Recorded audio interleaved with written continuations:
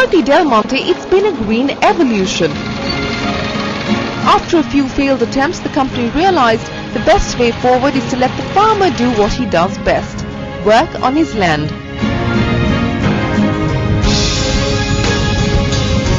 Bharti's contribution has come by way of a 300-acre R&D facility in Ladowal on land leased to it by the Punjab Government. Bharti Group company Field Fresh has set up an Agri Centre of Excellence focusing on crop trials and developing progressive farming techniques. Outside of education, what you're also doing is interacting with the farmers as part of your Field Fresh business, as part of Del Monte.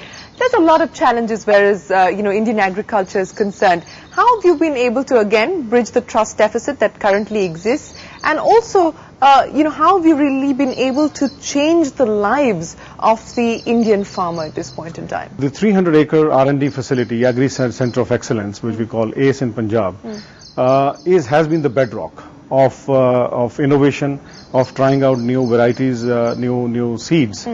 And not only that, we bring farmers for training them, showcase them the yield per hectare. And today we are working with 3,000 plus farmers in Punjab and Maharashtra, exporting 3 tons fresh baby corn to UK every day. And you've got almost a 10% market share, I believe, in the UK now. Yes, we have 10% market share of UK. And not only that, I mean, the encouraging thing also is the farmers' income has gone up by 20% minimum. I mean, some of them do better best practices, so they end up earning a little more because the production is more. And not only that, employment generation in villages, and more importantly, women. Because when you look at vegetable harvest, you need manual labor to harvest. Right. And 70% of that is women.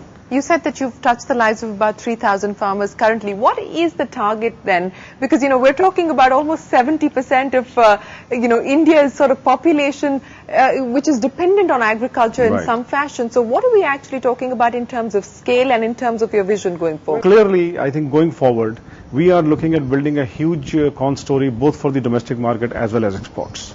And clearly, to my mind,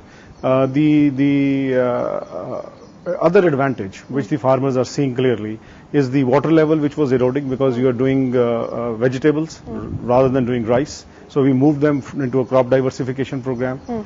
The soil health has improved with the corn and also the green manuring which they do. So I think there are intangible benefits which the farmers are seeing, and that is actually resulting into improvement of productivity on their land farm. Today, over 700 women like Gurcharan Kaur of Ladowal are striving for financial independence. They make up 70% of the workforce at the state-of-the-art pack house and earn wages on par with men. ਇੱਥੇ ਸਾਰੀਆਂ ਔਰਤਾਂ ਕੰਮ ਕਰਦੀਆਂ ਆ, ਉਹਨਾਂ ਦੇ ਨਾਲ ਕੰਮ ਕਰਨਾ ਚੰਗਾ ਲੱਗਦਾ ਆ ਤੇ ਇੱਥੇ ਠੰਡ ਵਾ, ਜਿੱਦਾਂ ਬਾਹਰ ਧੁੱਪੇ ਕੰਮ ਨਹੀਂ ਕਰ ਸਕਦੇ, ਇੱਥੇ ਠੰਡ 'ਚ ਕੰਮ ਕਰਨਾ ਵਧੀਆ ਲੱਗਦਾ ਆ। ਮੈਂ ਕਿ ਸਫਾਈ ਆ ਤੇ ਪੇਮੈਂਟ ਹਿਸਾਬ ਨਾਲ ਮਿਲ ਜਾਂਦੀ ਆ। These women get year-round employment and earn a minimum wage of 125 rupees per day compared to farm hands that get around 75 rupees during the harvest season. I visited those farms and you can see that politics play out there in real time. How have you been able to cope with it and how do you actually see it progressing from here on? Typically when an enterprise goes into doing things like that, it is seen as profit-taking. And it's very hard. Politicians or authorities can easily say they are doing it for making money. Even if you had the intention of doing something at the very fundamental level of development, which may eventually have a business angle in terms of farming or export of produce, there is a business angle. But the underlying factor that you're doing something good for the society gets missed out in that. It will happen. It takes time. Telecom, it took many years from being a elitist service to now a very, very hardcore infrastructure. It will happen. The lowest cost service in the world. Yeah, in the world. It will happen, but it takes time. But this image of businesses as being profiteers, it's gotten worse, especially since 2008, post the Lehman Brothers crisis. How are you introspecting within Bharti Enterprises to actually change this perception?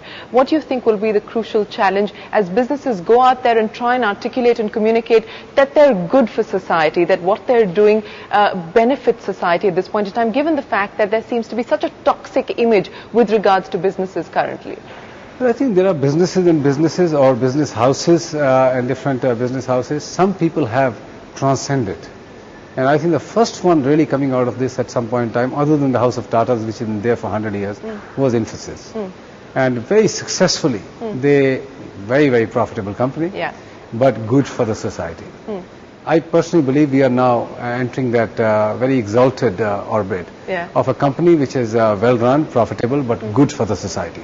Takes time. I mean, it took probably Tata's 100 years, and I'm happy we are doing it in 15, 20 years. 25 for Infosys and 15 for you. And I'm sure more companies who are coming behind, if they start doing things better, they'll do it in 5 years, 7 years. At the end of the day... But isn't it tough, this balance between profits and what is good for society? Because very often, in the race to get more and more profit, in the race to get more and more market share, you forget about what is actually good for society and perhaps what is even good for the consumer. I think some do. Perhaps you can say many do, but some don't. This company, this whole group is very calm under the skin in terms of how we are running businesses. We have had massive turbulences. In fact, the calm that at the end of the day, we need to be connected to the society. Things will be good sometimes, not so good the other times.